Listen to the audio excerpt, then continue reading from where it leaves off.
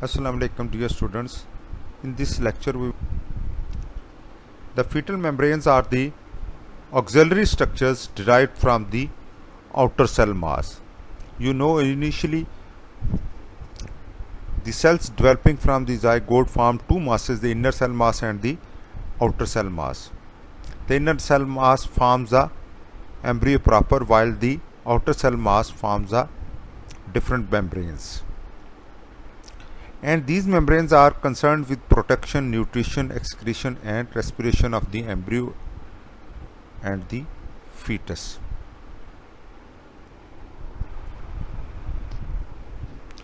Typically,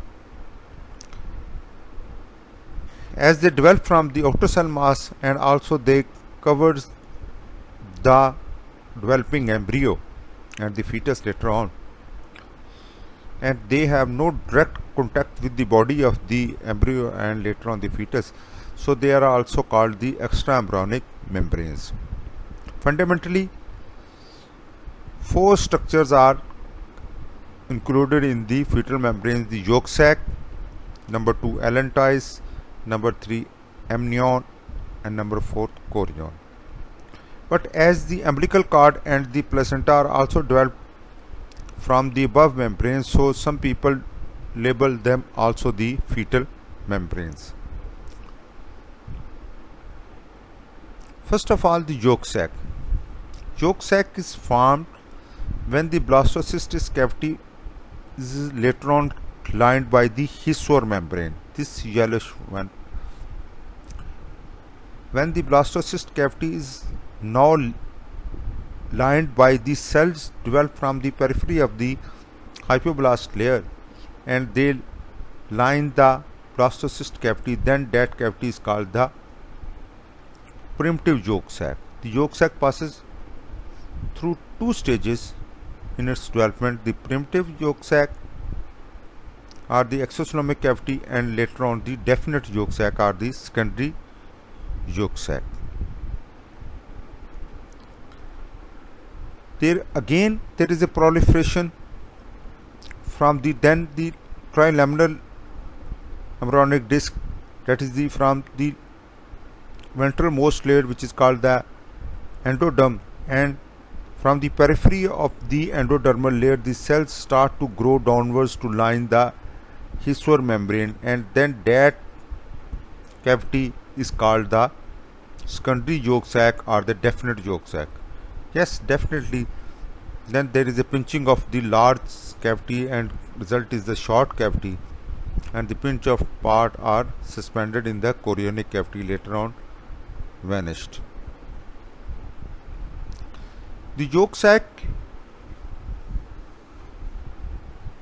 unlike the reptiles, does not contain the yolk in case of humans.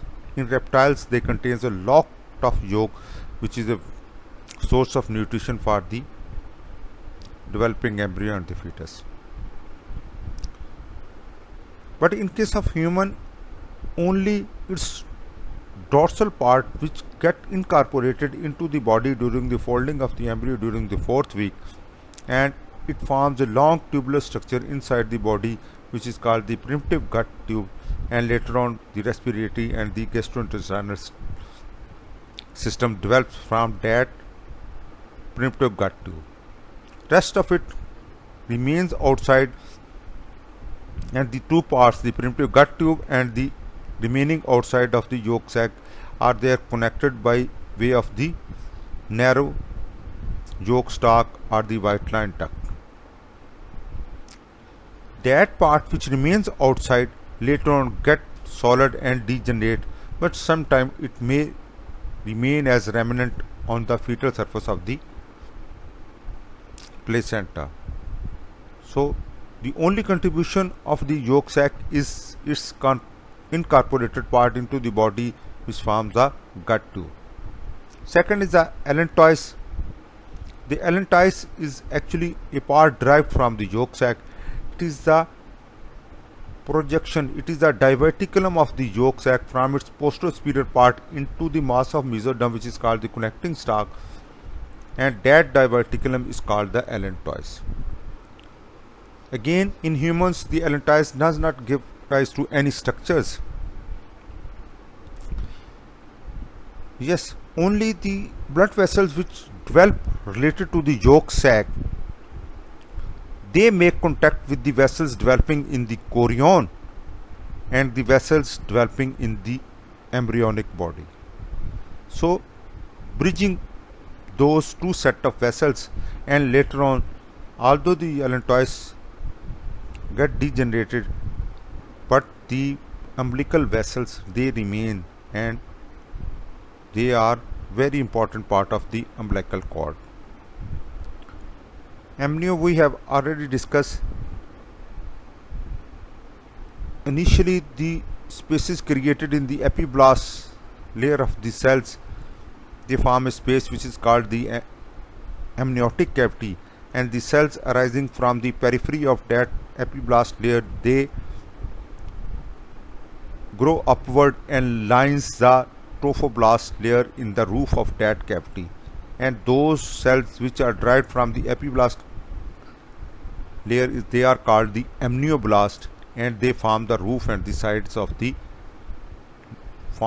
newly formed cavity which is called the amniotic cavity. We will discuss in detail in the next slides. Then is the chorion. We have discussed it during the lecture of the placenta. It is formed when there is a separating of the extraembryonic mesoderm, here it creating the chorionic cavity, and that separating causes the extraembryonic mesoderm to divide into two layers. One goes outward to lines the cytotrophoblast, and the other moves inward to covers the yolk sac. The layer which lines the cytotrophoblast, that is called the somatic layer. So the three layers, the somatic layer of the extraembryonic mesoderm, the cytotrophoblast, and this grayish one layer which is the sensitotrophoblast, these three layers are collectively called the chorion, and they cover a cavity which is called the chorionic cavity. We have discussed the umbilical cord and the placenta during the previous lectures.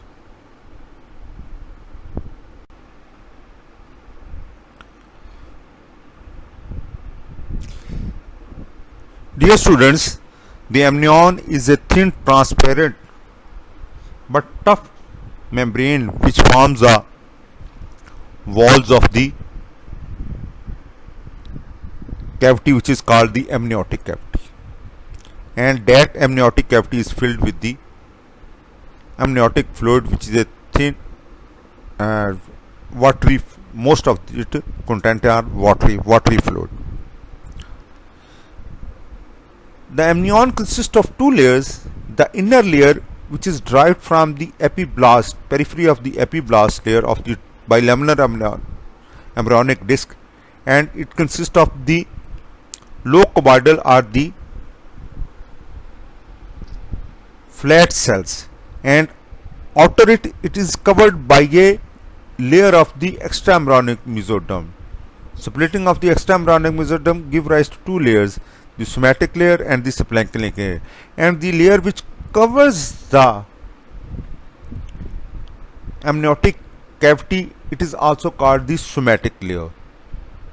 So the inner layer is formed by the amnioblasts which are derived from the epiblast layer, and the outer layer is formed by the somatic layer of the extraembryonic mesoderm.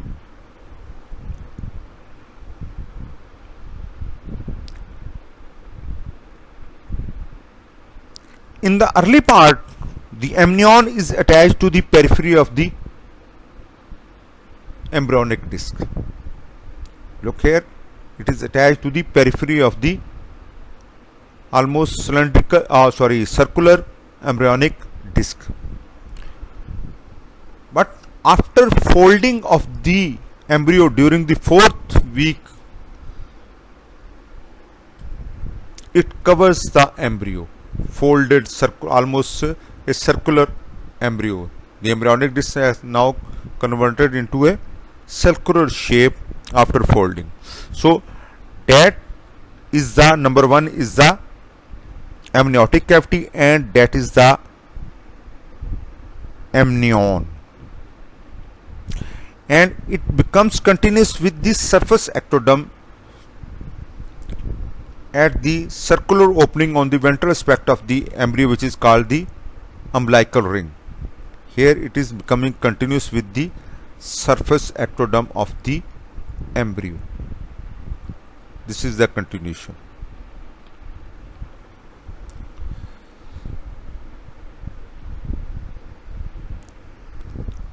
The amniotic cavity continues on growing and expanding, and that expansion takes place at the expense of this blackish area, which is called the chorionic cavity. So it is expanding, and almost at the end of the 8th week, the amnion get adhere with the chorion, so totally abolishing the chorionic cavity, and the newly formed membrane is called the amniochorionic membrane. Expansion of the amniotic cavity also forces the Whiteline duct, the yolk stalk, the Whiteline duct and the yolk sac to merge with the connecting stalk. This is the connecting stalk, and to form the umbilical cord. And when the expansion takes place, the amnion also start to envelope these merged structures, which later on will form the umbilical cord.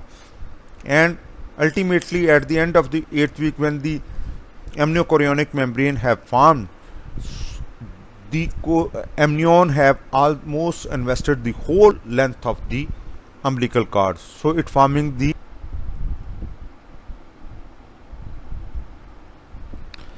amniotic fluid is a pale yellow, mostly maternally derived watery fluid. Almost 99% it is watery, although it contains the organic and the inorganic substances. It is produced initially by the cells lining the amnion, which are called the amnioblasts, but later on it is produced as a tracheotomy from two sources: the maternal blood present in the intervillous space and from the maternal blood vessels present in the decidua parietalis, and from there it is diffused across the amniochorionic membrane. During the 10th to 20th week, the fetus also contribute from the blood present in its vessel across the immature skin. As the skin becomes keratinized after the 20th week, so that source is no more there.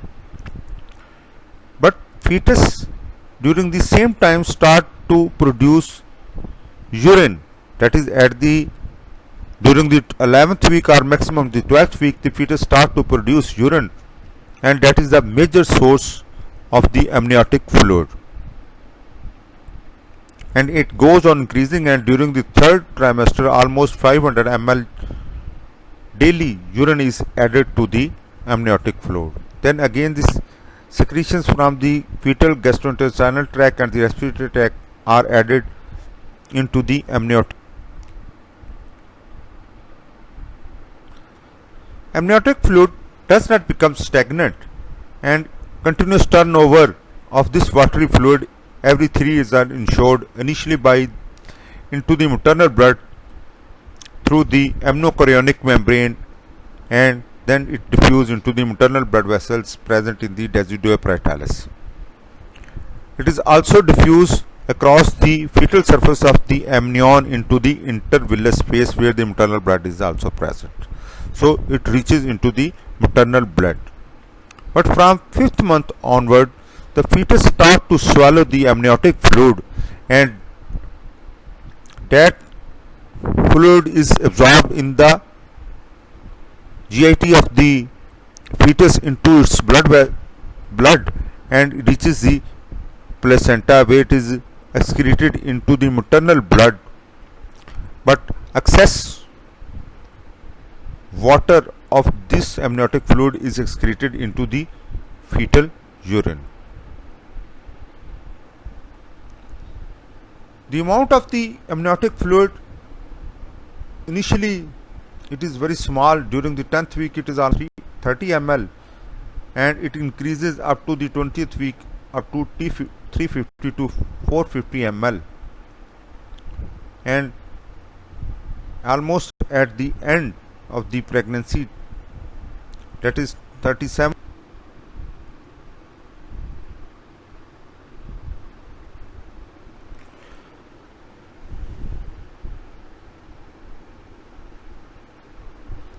Composition of the amniotic fluid, it is a mostly the aqueous solution containing 99% of the water, but it also contains the organic and the inorganic constituents, which are 50% each. It includes the proteins, carbohydrates, fat, enzymes, hormones, pigments, sodium, and the urea. Fetal lung fluid contains lecithin and sphingomyelin also. Particles from this fetal skin are also added, that is the lanugo hair, epithelial cells which are shed continuously, and the material from these sebaceous glands. Fetal urine and the fetal feces are also added, fetal feces which are called the meconium sometime, and the chromosomal studies shows which are done on it, and we can, it's not actually the composition, but the chromosomes obtained from the amniotic fluid can be assessed as a diagnosis of the Down syndrome. The alpha fetoprotein level may also be judged to establish the diagnosis of the.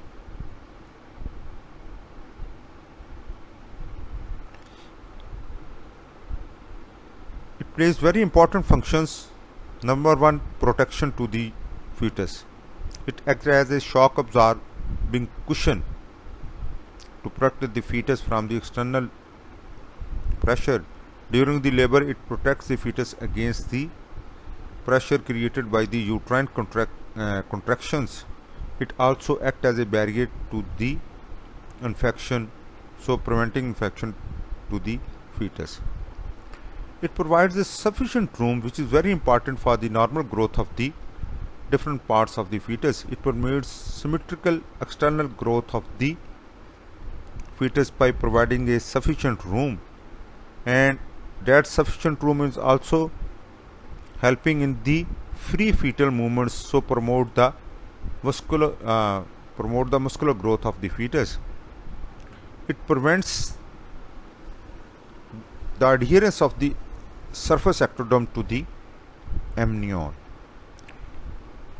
It also helps helps in the normal fetal lung, as the compression on the chest in case of decreased fluid will not help in the fetal lung development, rather it will create the hypoplasia of the lungs, and also helps in the normal GIT development during the swelling of the amniotic fluid.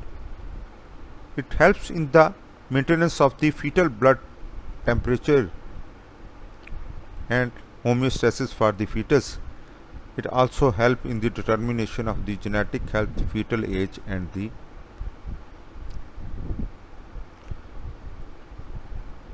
now the clinical conditions related with the amniotic fluid. If the amount of the fluid during the third trimester is less than 500 ml, we label it as a oligohydramnios, and the causes are both maternal and as well as the fetus. From the maternal causes, it is the high blood pressure of the mother, which causes decreased placental blood flow, so decreasing the amount of the transudate from the maternal blood vessels. Preterm rupture of the amniochorionic membrane, then the fetal renal agenesis, as the urine contribution is very important from the 12th week to onward. Sometimes the kidneys are well developed, but there is a obstructive uropathy in the fetus. For example, the ureteric atresia, so fetal urine is not reaching the urinary gland, then out, not excreted as the urine into the amniotic fluid. Complications: decrease space and decrease space is very important in determining the some of the many abnormalities.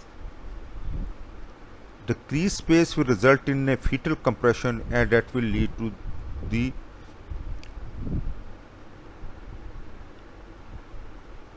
abnormal lung development, and that is the pulmonary hypoplasia. There may be facial and the limb defects. It may also result in the preterm rupture of the amniochorionic membrane, so premature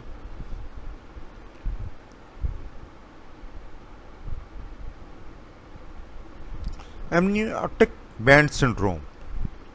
This situation usually arises when there is a oligohydramnios and there is a adhesion between the amnion and the fetal skin, and that fused membrane then sloughed out and forms the amniotic bands, which may wrap around the different parts of the body of the fetus and constrict or even amputate growing limbs or even cause craniofacial abnormalities like this one. The amniochorionic band, amniotic band, which have wrapped around the developing limb, and here it has constricted so much that amputation has occurred, and if it get wrapped around the oral fissure, so widening of the oral fissure or cutting of the face in this region.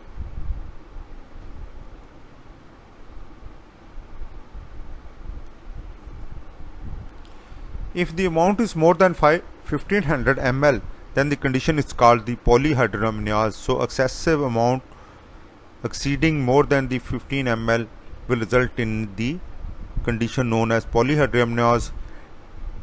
In 60% of the cases, the cause is not known, so it is idiopathic. 20% maternal and the 20% fetal causes are there. Fetal defect, anencephaly, esophageal atresia, no swallowing, no production of the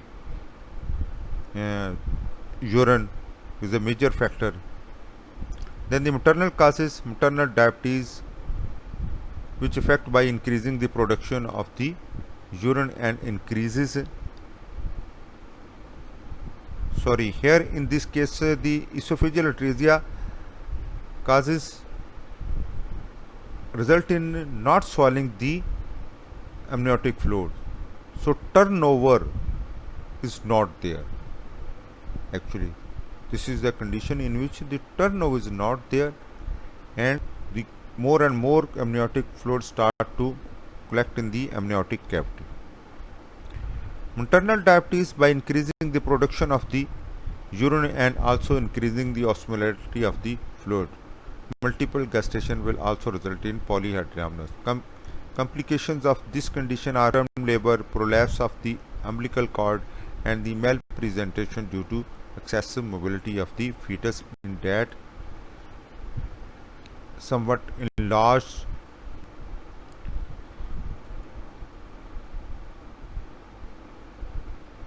Dear students,